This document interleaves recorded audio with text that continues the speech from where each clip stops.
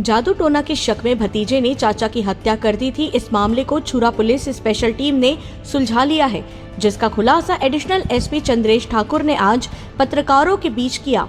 एक माह पूर्व भतीजे ने अपने चाचा की हत्या कर उसकी लाश को जमीन में गाड़ दिया था, जिसके चलते यह केस काफी पेचीदा हो गया था। आरोपी को जेल भेज दिया गया है। 17 अक्टूबर को दुबराज नेताम चुरकी दादर ने रिपोर्ट दर्ज कराई कि इसके पिता गोविंद राम नेताम दिनांक 3 अक्टूबर को घर से कहीं चले गए हैं। इसी बीच पुलिस को मुखबिर से सूचना मिली कि ग्राम चुरकी दादर कयो कछार जंगल में किसी व्यक्ति को मार कर दफनाया गया है। मौके से शव को निकलवाया, जो गुमशुदा गोविंद नेताम की निकली।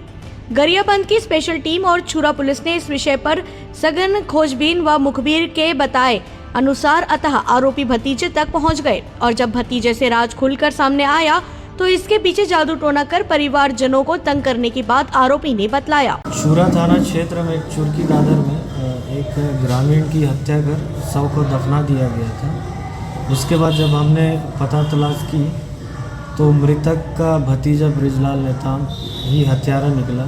जब हमने पूछा तो हत्या का कारण जादू टोना होना बताया उसने।